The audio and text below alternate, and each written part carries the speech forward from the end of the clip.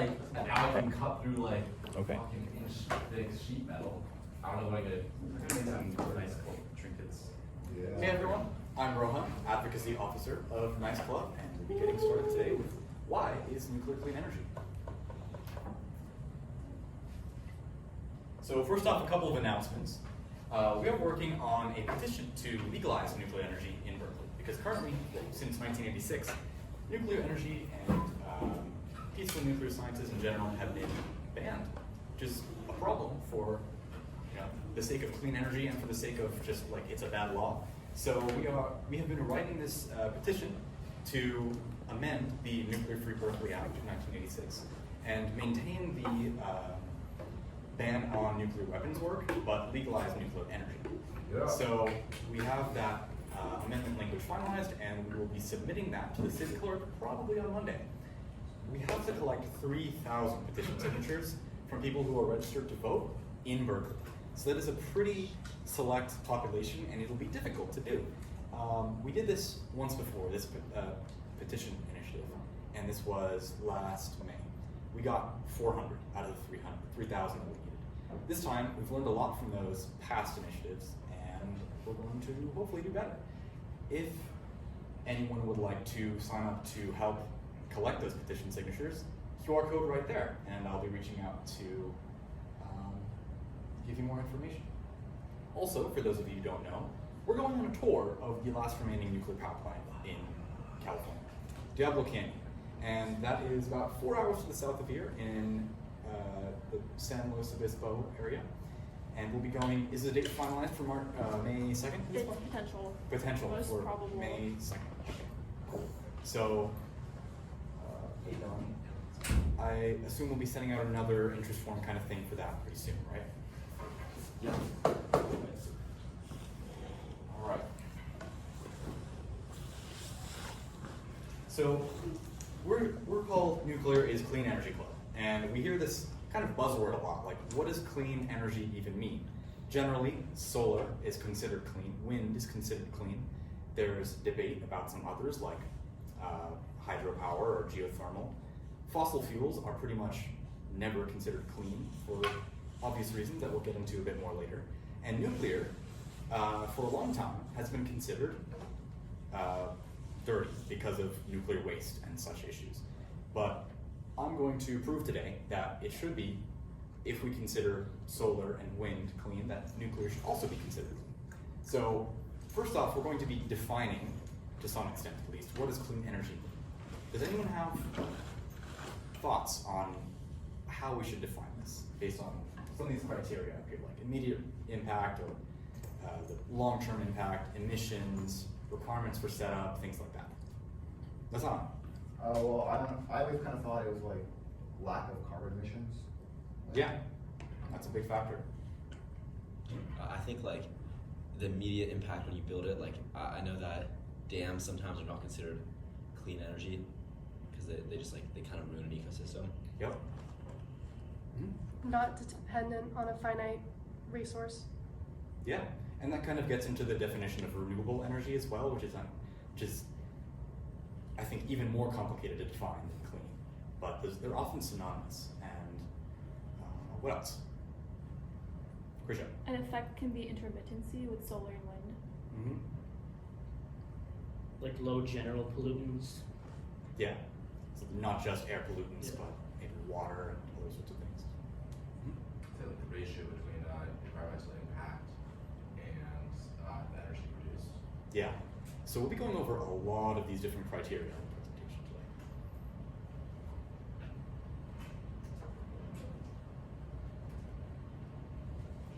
So mainly, the point of this will be to compare the environmental impacts of solar and wind to that of nuclear energy, and prove that if solar and wind are clean, so is nuclear.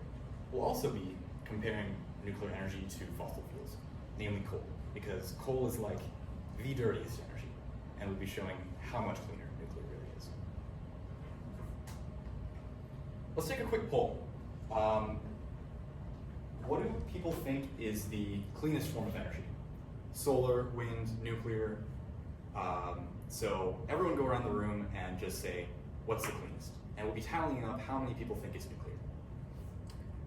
go with nuclear. Okay, cool. And you don't have to have good reasons for this. You could just think of like previous conceptions, anything like that. I don't know. No answer is more correct than any other. I have to go with nuclear. Geothermal. Okay, that's one for not nuclear. Modern nuclear. Nuclear now. Okay, we'll put that as another for nuclear. Nuclear. Nuclear. Nuclear. I'm gonna say hydropower. Okay, I'd probably say geothermal. okay. Yeah, geothermal. That's 4 for geothermal. I mean, not just geothermal, but 4 for not nuclear. So nuclear 6.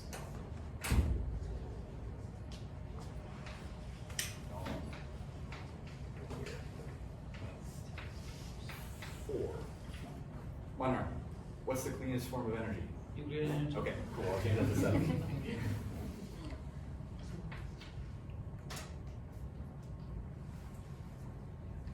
I'm hoping that we see some changes in answers over time. Maybe some who don't think nuclear is the cleanest anymore. Let's find out. So, one of the big criteria for what is clean energy, what's not, is greenhouse gases. And this is a pretty comprehensive graphic of what are the values of carbon dioxide emissions from various energy sources.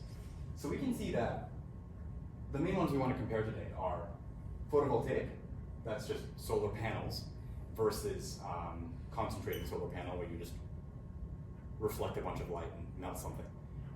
And that has 43 grams of carbon dioxide equivalent per kilowatt hour of energy produced. This is a kind of difficult statistic to wrap your head around, like what are grams of carbon dioxide, what is a kilowatt, and how to put those things together. But just as a point of comparison, we'll be using this number to show that there are differences. Wind is just 13 of this grams of carbon dioxide per kilowatt hour. And nuclear is the same as wind, 13. Now we can look at some other ones like coal, which is at 1001. So just so many orders of magnitude worse.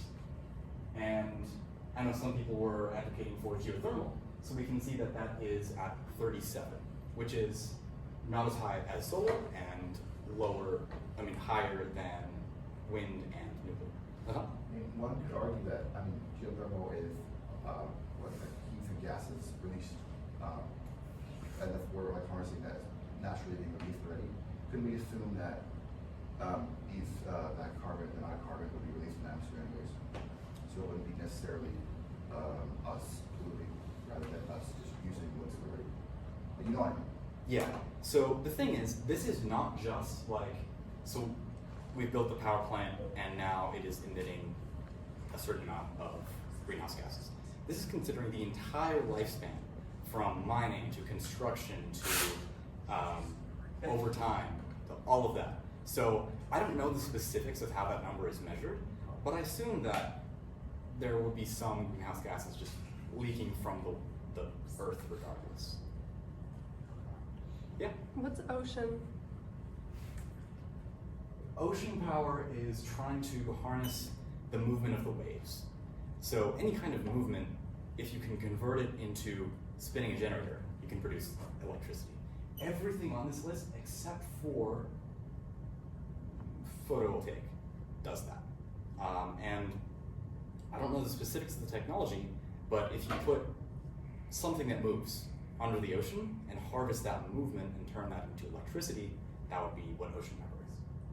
And it looks like that is slightly more carbon intensive than nuclear wind. I've seen these before. They're like these big boxes that fill up with water and empty water with the tides. Yeah. Basically, they don't really work.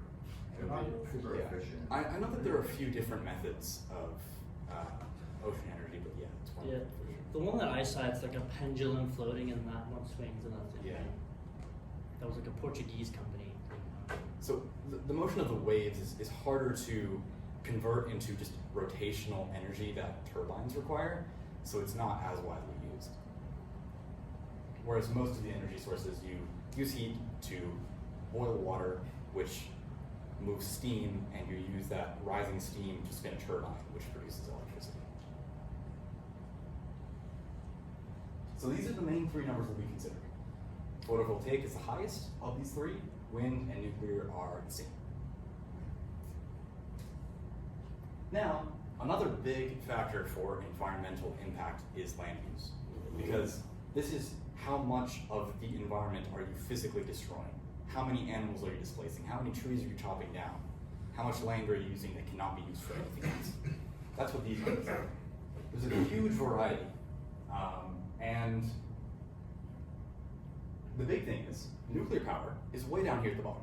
It's tiny amounts of land use, and that includes mining, manufacturing, the physical space this power plant takes up, all of that. And solar power, there's a whole bunch of different kinds of solar power listed here for the different technologies used, but it is universally higher in land use than nuclear is. And wind is also complicated because there's different ways to measure it. Like you could say turbine here, and count the land in between, or you can say just the space that the turbine takes up. If you just look at the space that the turbine takes up, it is very slightly more than nuclear if you add up all of the land use combined. And if you account for the space in between them, by far the largest, but that's not exactly the most useful. So let's compare directly, nuclear versus solar. We saw earlier that solar has, on average, 43 grams of carbon dioxide per kilowatt hour, and nuclear has 13. So solar is more carbon intensive. It warms up the world faster. And putting solar panels in the land takes up a lot of land. It's not the most energy, it's not the most concentrated energy source. So it takes up significantly more land than nuclear does.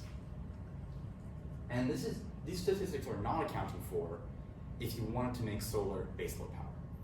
So solar is intermittent, and you can't just have a 100% solar and nothing else energy grid. So if you wanted to do that, we'd have to make energy storage of things, so batteries or gravitational storage or all these different kinds of methods. And if you account for all of that, those numbers would go way up, including in cost. I've seen some estimates that would suggest that if you would use solar for baseload, it would cost more than nuclear would. Whereas nuclear, if you look at a graph, I unfortunately didn't include this, I should maybe do that next time, but if you look at a graph of output from different energy sources over the span of a day, there's this thing called the duck curve, and you can see that solar is just like, whoop, big dip for the night, of course. Whereas nuclear is just constant. There's no change at all. And it does not change for 97% of the year. There are times when you have to refuel the nuclear reactor and do maintenance, so it shuts down for a little bit.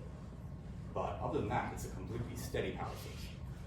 So those are the main factors of comparing nuclear and solar. So it looks like, by these metrics, nuclear is cleaner than solar.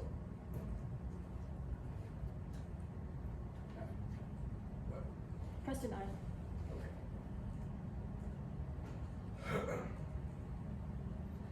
Nuclear and wind are very similar in terms of the numbers. We saw that they were exactly equivalent for carbon dioxide output at 13 grams of carbon dioxide, and they were very similar in terms of land usage. So if we consider wind clean energy and we consider solar clean energy, and the numbers are either better for nuclear or equivalent for nuclear, then fair to say, nuclear is clean energy.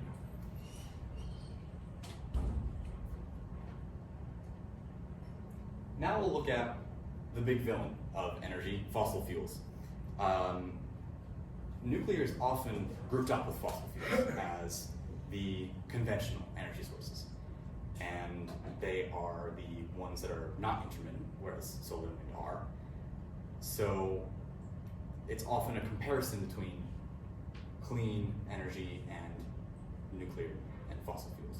I'm going to prove today that we should not be considering nuclear and fossil fuels together. Nuclear should be over in the clean energy sector. Hey, Michael.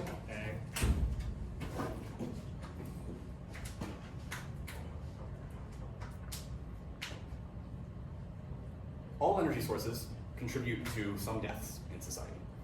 Some of them are significantly more dangerous than others. There is a lot of misinformation going around in the world, always has been, that nuclear is dangerous. Nuclear kills people. And doesn't really look like it if you look at this graph. Wind, nuclear, and solar, not at all dangerous to society compared to coal, oil, gas, even hydropower has orders of magnitude more deaths. Yeah, questions? What's the difference between brown coal and coal? It's about the energy density and the different kinds of impurities that are part of it, is my understanding. Some would be more polluting than others. Yeah? Does this account for like how much is used? Like obviously coal is used pretty much around the world, so it would make sense that there's more deaths versus the ones that are used a lot less frequently. Gotcha. Yeah, so this is normalized by how much is used. Gotcha. So it's divided, it's deaths divided by power generated. Gotcha. Okay, I can So, nuclear, wind, solar, very safe comparatively. And coal is 4 orders of magnitude greater in danger. 4. So let's directly compare those numbers here. In terms of greenhouse gases, nuclear emits 77 times less CO2 than coal does. In terms of land impact, 50 times less land usage from nuclear than from coal. In terms of deaths caused, 80 to 110 times more deaths caused by coal than from nuclear. That's just like night and day. Nuclear is always considered dangerous, but why does nobody talk about how coal is killing millions of people per year? Also, there's a big fear of, oh, I don't want to live next to a nuclear power plant because it'll give me and my kids irradiation. Living near a coal plant gives you 100 times more radiation than living near a nuclear plant does. That's because the impurities that are in coal are often radioactive. It comes from deep in the ground, everything mixes together, there's lots of radioactive stuff in there. And that just gets put into the air, whereas all the radiation from nuclear goes in a box in the ground.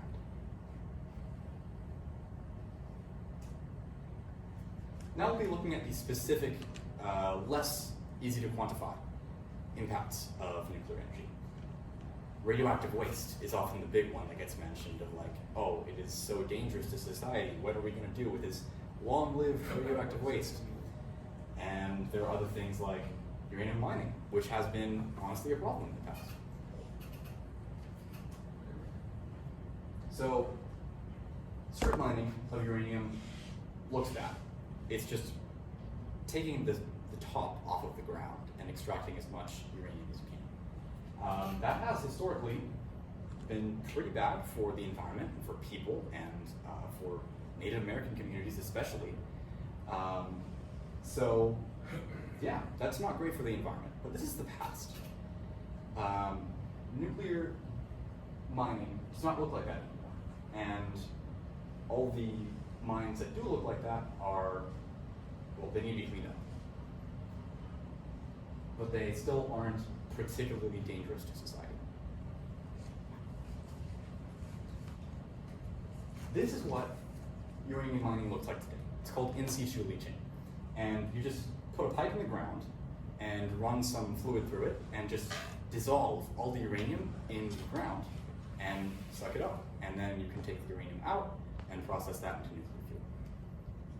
Notice how the ground still looks like ground, just with a few little tubes in it. There's very, very little topsoil impact, and you can still live above these things. It's totally fine. The only potential issue with this is groundwater contamination, which, if done correctly, there is none. You just filter all of the fluids you use out. So generally, regulations require that the ground has to be restored to pre-extraction conditions. Fine. Do you know how this compares to like mining for materials for like solar? Like I know they use a lot of cadmium or whatever in the cells. Do you know how it compares? In terms of the specific environmental impact, I'm not sure, but the materials used in solar are often toxic, like cadmium. It's a heavy metal, and when you dispose of a solar panel, there aren't great ways of recycling them so far, so you just throw them in a landfill. And all those heavy metals can seep out into the ground, and there's toxic metals just everywhere. So that's another reason why solar isn't maybe as clean as it often is depicted to be. Yeah? Could you say the same thing about nuclear then? Like, because they have to handle all this, or at least like the original way of uranium mining, and like the mill, like tailings and stuff, these miners interact with radioactive material. It's like, Yeah. It also could, you also could consider it a heavy metal, kind of uranium. Uranium is Pretty heavy. I know, but. Yes, in the past there have been dangers to the communities right around uranium mines. Imagine living near that. Like, that can't be great. And imagine trying to get your groundwater from an area that looks like that. Not great. And there have been pretty bad problems historically of the nuclear mining industry just doing this on Native American land and then not cleaning it. And there are pretty bad cancer rates in the surrounding community. That is a horrible environmental justice problem that needs to be fixed, but it's just, compare that to this, it's not really the reality anymore. And hopefully we can continue making nuclear even more clean. Well, Run. Oh, yeah, go ahead. How can someone be sure that all of the water that is being pumped into the ground is taken back out? Like, it seems like imprecise. So they put in this extraction fluid into the ground with these tubes, pressurize it, and wash all of the uranium out. And then they put in just cleaning agents, is my understanding, to wash all of the extraction fluid out. So they take measurements before and after of the quality of the groundwater and ensure that it is just about the same. Aren't the uranium deposits also kind of below the bedrock, and then it's usually where the groundwater usually sits above the bedrock? So Yeah. Are we kind of separated from any sort of Yes. groundwater source and anything like that? It's the Most deposits layers. like this? Yeah, geologically, it is kind of difficult to contaminate groundwater with in situ leaching. But there is still a concern anytime you're mining near groundwater. Yeah. I don't remember which speaker it was, but I remember him mentioning that this mining doesn't work for all uranium deposits. What they'll do is they'll do geographical surveys to ensure that when the process goes through, that all of the water will be picked up. Yeah. There are a whole bunch of ways to extract uranium, and direct mining, like strip mining, and in situ leaching are only two of them. They're the most common ones, and especially in situ leaching now. But there is also a lot of uranium in the ocean, and we can just have filters that extract uranium dissolved in ocean water and use that. I know there's some countries that are working on that. They're experimental still, but just there are many ways to do this, and some of them are more clean than others. Nuclear waste is often demonized, and here's how it actually works. You have a fuel rod that goes into a nuclear reactor. That runs for a few years. You take that fuel rod out and you put it in a pool of water for another few years.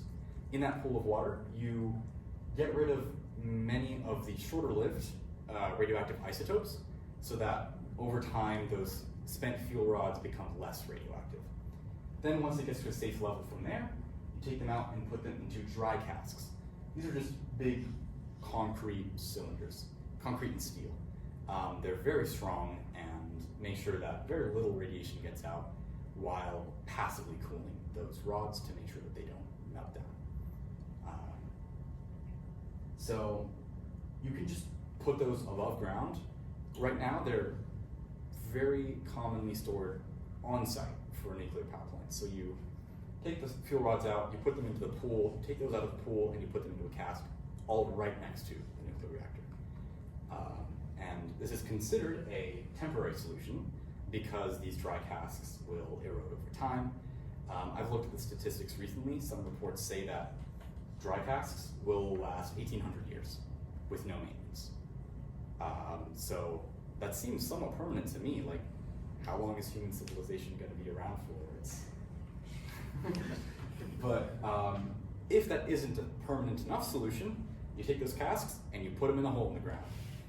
And this is pretty controversial in the world, especially in the United States, because previously, when this has been attempted, there was a plan for the site at Yucca Mountain, and there were big protests from the community because they didn't want this.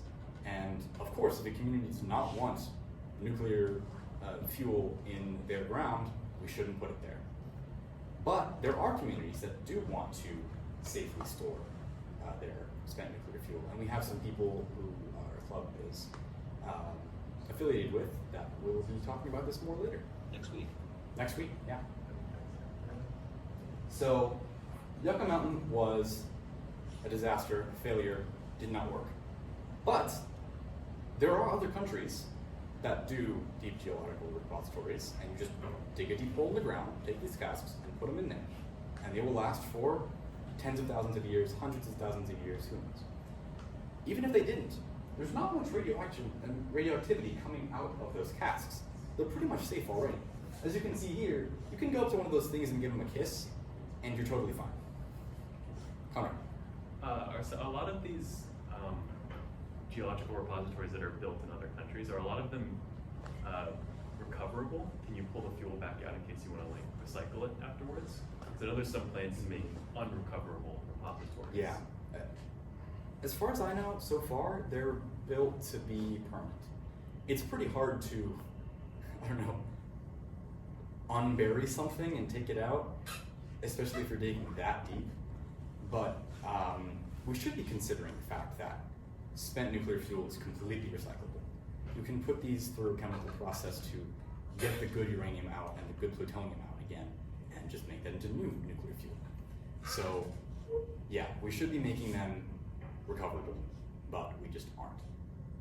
This is my understanding. There is also one geological repository in the United States that is run by the Department of Defense. It's called the Waste Interment Pilot Plant, or WIP for short. And just yesterday, they got news that the new Department of Governmental Efficiency is targeting them for a shutdown. So the only permanent way of getting rid of nuclear waste in the US is potentially going to be shut down, which would be not great. Yeah. Do you know if repository zones are allowed to be established in places, in regions of the world, or at least in the US, in your knowledge, are they allowed to be in seismic zones? Or are they like lawfully restricted from being in fault, like near faults? I don't know about the laws about it, but they're almost always built in areas that are very seismically stable. So WIP, for example, is built in salt flats, and there is very little seismological activity around there. If there was a big earthquake somehow, then it wouldn't really affect it anyways. What WIP does is they bury these casks of nuclear fuel, and then they just let the salt flat collapse around it. So it's just stuck there forever. And there's very little radiation leaking out. So when we go on the tour of Diablo Canyon nuclear power plant, I really want to do that. I want to go up to one of those casks of nuclear waste, give it a big hug, because they are pretty safe. There's some pictures, which I haven't included, that are just like nuclear power plant workers that are pregnant just going up to these things and standing right next to them doing a photo shoot to prove that there's no big deal. Nuclear waste is not green goo that kills people. It's just in a box. It's fine.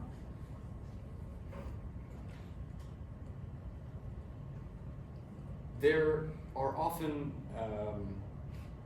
concerns about burying a whole bunch of nuclear waste and like it takes up a lot of space and concerns like that, but it really doesn't. Nuclear is so energy dense that we don't generate much waste. Whereas if you look at coal, for example, where's all the waste going? Into your lungs, giving you asthma and cancer.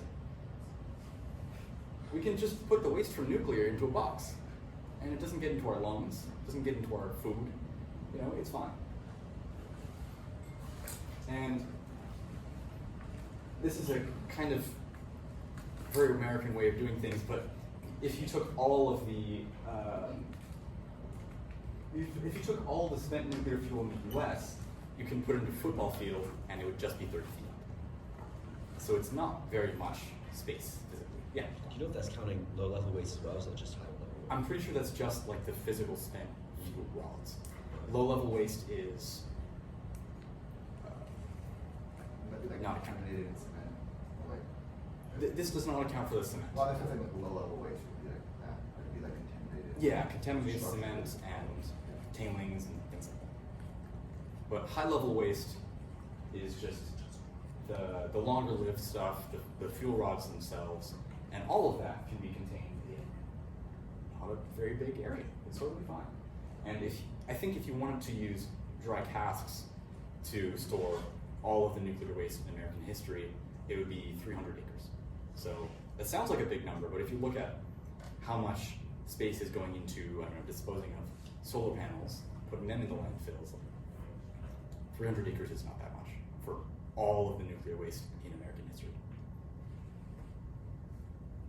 What I just mentioned a bit ago is all spent nuclear fuel can be recycled, but we just aren't doing it. And that's because of economic reasons. It's just cheaper to make new nuclear fuel than to recycle the old stuff. But France is doing it. France runs on about 70 to 80% nuclear energy, and they are recycling their nuclear fuel, so it can be done. It just currently is not economically viable. Nuclear accidents are a big reason that people point to show that nuclear is unsafe, nuclear is dirty. And yeah, they're scary. Like Chernobyl killed thousands of people. It ruined an entire large section of land. It irradiated a lot of people. And you can see the map there. It's spread over many countries.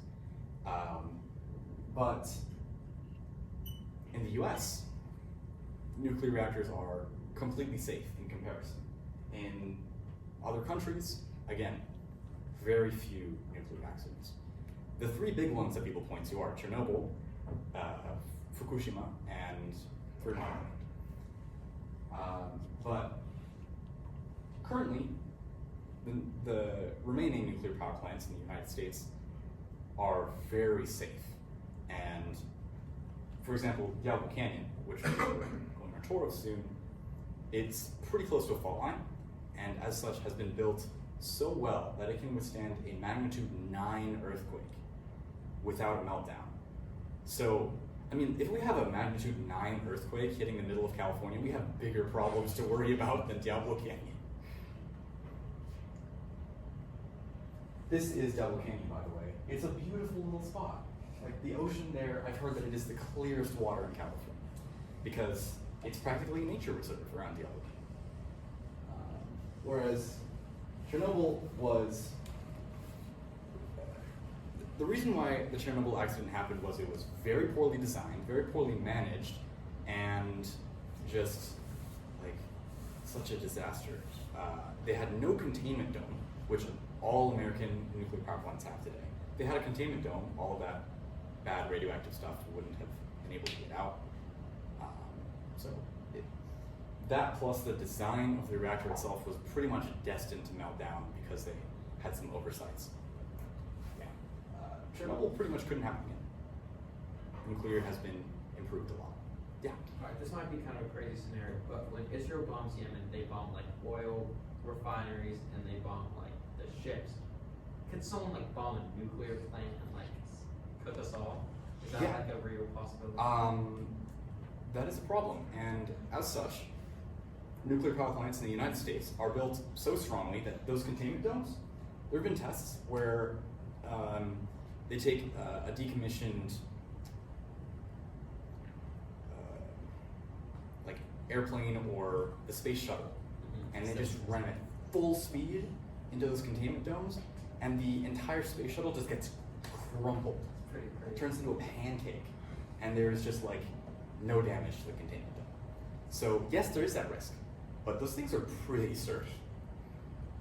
Yeah. Russia, not fun fact, actually very. Russia tried to bomb the Chernobyl shell like 2.5 weeks ago. Luckily, they finished the. Okay, so they had right after the accident, they built one shell in like 2021, I think. Somewhere like very recently, they built the second shell right before the most recent Russian invasion. And luckily, they did not succeed at blowing it up. But Russia has been targeting all of Ukraine's nuclear power plants. Right now, they have one in Zaporizhia, I think, where they're keeping like 200 nuclear staff hostage, basically. Yeah, it's awful.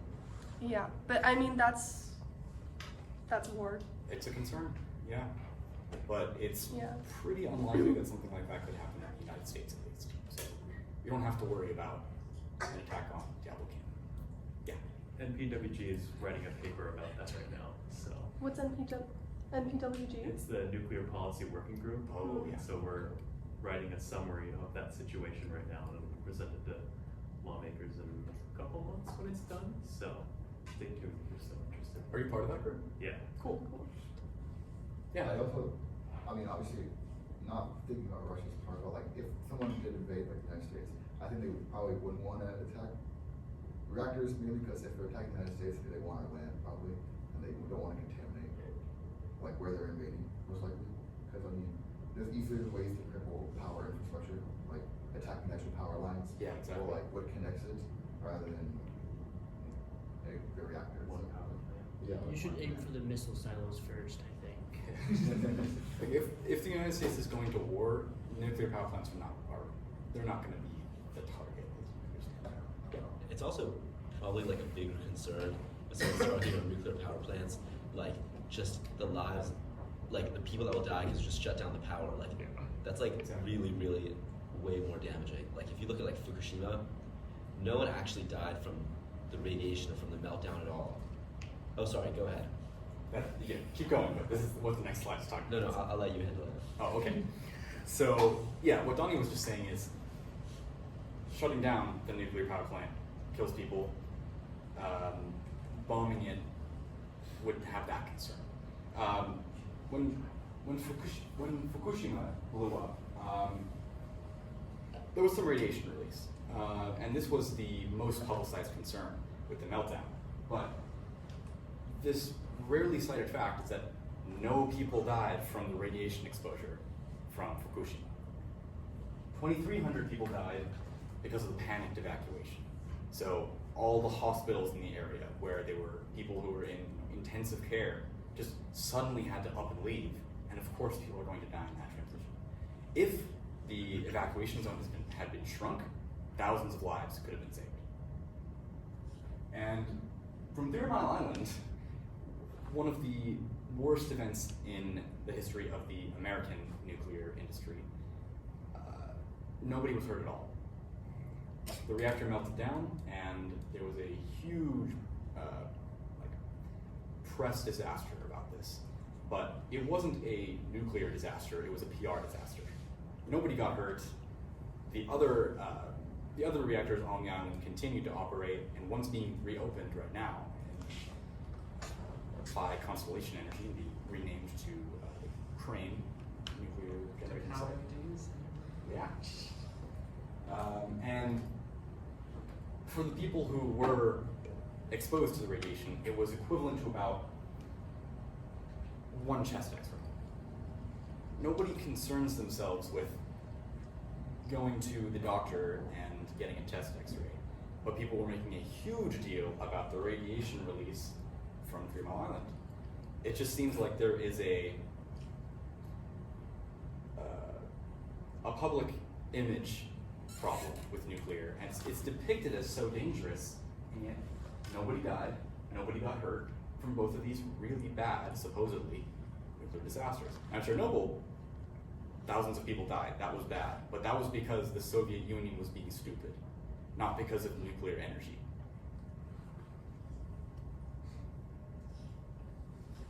Also, nuclear energy isn't just good because it kills less of the environment, it actually protects many endangered species, it protects little areas of land that it's based around. For example, in Florida, the warm water provides safe habitats for manatees.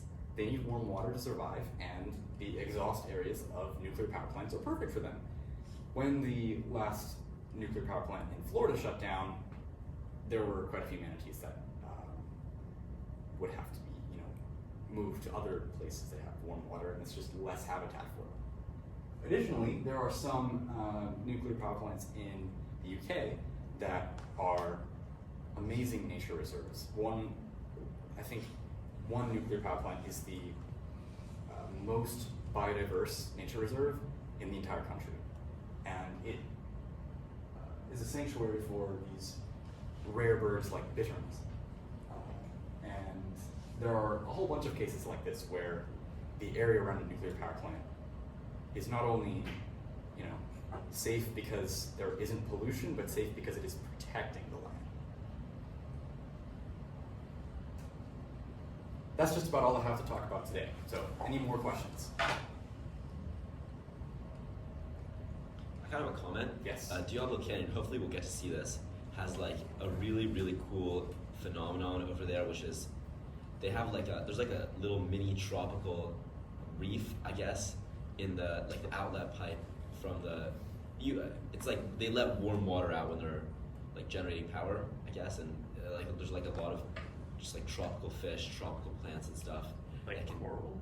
Like coral, yeah. What? That's what I've heard. It's like super cool. It's like a huge kelp forest, and I don't know, just like a tropical situation. So hopefully we get to see that.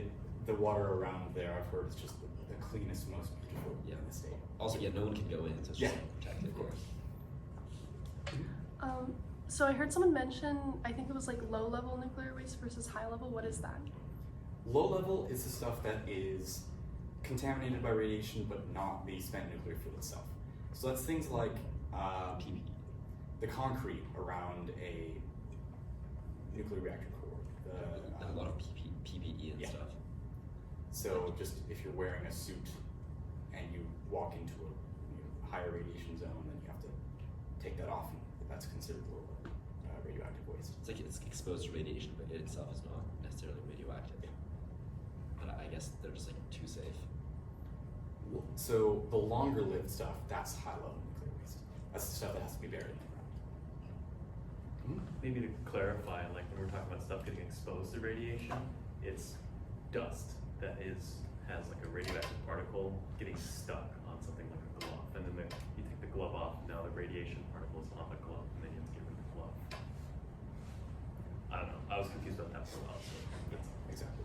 A lot of the most dangerous stuff from radiation is little decay products of uranium, mainly radon gas, that can get into your lungs, release radiation in there, and potentially give you lung cancer. This is the biggest dose that all of you get at home. If you have a basement, there's a whole bunch of radon gas in there that just comes up naturally from uranium in the ground decaying. And so those are the sources of radiation you should be worried about, not nuclear power plants. Yeah. So you were talking about like digging, well not digging, but mining for like, what's it called, uranium. How much uranium is in the ground? Like, are we gonna run out in like a year, or you got a lot? We have a lot, yeah. That's good. Hundreds of years is the estimate I've heard, and it's not accounting for recycling. So if we, dig up all of the uranium that there is, we can just continue recycling that for many years. Gotcha. And if somehow we eventually run out of uranium from that, there are other methods of nuclear fission that can produce energy in the same way, mainly thorium. There's a lot more thorium in the ground, and it's being pursued experimentally nowadays, but uranium will last us a long time, so we don't have to worry about that for a while. Gotcha. Yeah. So you mentioned France has like 70% of their energy off nuclear. What do they do with their waste? Like, is there anything America can learn from that? They have state-sponsored programs to recycle their waste. There is this is getting a bit technical, but there's a specific chemical process you can do called Purex, which takes away the bad stuff, keeps the good stuff, turns the good stuff into new nuclear fuel. We could be doing that. There are some startup companies in the US, I believe, that want to do this. It's just a bit expensive. It's illegal in the US. Is it illegal? Yeah, in the US you have to, there's, I think it was Jimmy Carter, maybe. Yeah, Jimmy You Carter, have that's to, right. in the US we have a law that says that we have to put all of our spent nuclear fuel, it's called like deep geological reserves, like Yucca Mountain. We don't need to do that, like scientifically speaking. We could keep it in the casks, and it's equally safe, or we could recycle it like France is doing. Why did Jimmy Carter do that? That was before Chernobyl. And I think before that Yeah, too, but- to be honest, I don't know off the top of my head. No. Jimmy Carter was a nuclear engineer, and he was one of the presidents that did arguably the most damage to the nuclear industry. He's like a skeptic. So it's kind of I mean, there's Which is kind of like some- ironic, because he was a nuclear engineer. exactly. He was a nuclear engineer. He should have been our biggest fan. He Yeah, did yeah. like maybe he operated maybe nuclear. Then why would he become president technically? People Great question. who work near nuclear in the Navy are very exposed to the radiation, so I wonder if that's why. I think that's like a I've heard social that. aspect with like plutonium. Like, because a lot of waste does have like plutonium in it. It's Yeah. a very small amount, but it's the fact that like it can make weapons grade plutonium. Exactly. And I think that fear of recycling allows more of that to be in circulation, because then recycling usually gets that plutonium and then uses it for reactors rather than just using enriched uranium. It's also arguably like the worst way to make plutonium for nuclear weapons. Like it's arguably Yeah. the most expensive, most Yeah. complicated way to do it. It'd just be such a roundabout way of making nuclear Yeah. weapons. There's no point. Yeah. You said that you could maybe hide that you were making nuclear weapons. No, behind you the guns. can't. No, you can't hide that you're making nuclear weapons. Well, but you But could no one- hide why you were getting the plutonium. Yeah, like no one's gonna think, oh, I bought so much recycled plutonium to make a nuke. Like The NRC pretty closely tracks all spent nuclear fuel, so it'd be very difficult for anyone to do that in the US. plus you can see it from space, like they have like planes and cars and stuff that detect the different isotopes that are being. There's like, we do projects here for like research projects where we do like, I think a Rad Rock Watch, which is like a program we have here where we, like send detectors around like all the locations in the United States.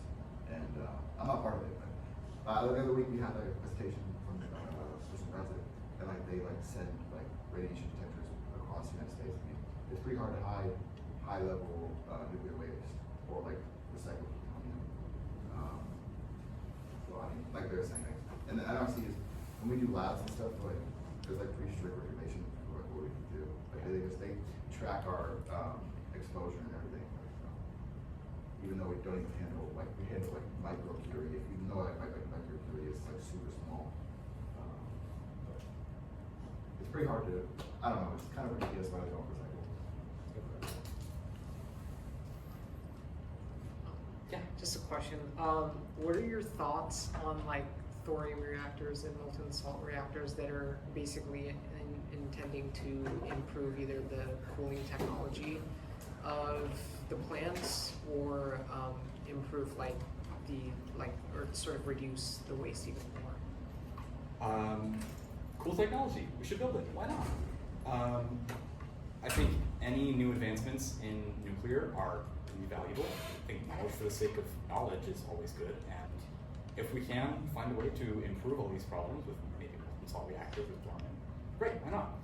But I think right now what we can do to help to replace fossil fuels, to help save the world, is just build more of those good old ones. We don't need the new technology. It's great, sure, why not? But to solve the problems the world is facing right now, we can use the existing technology that is proven to be safe, efficient, and clean.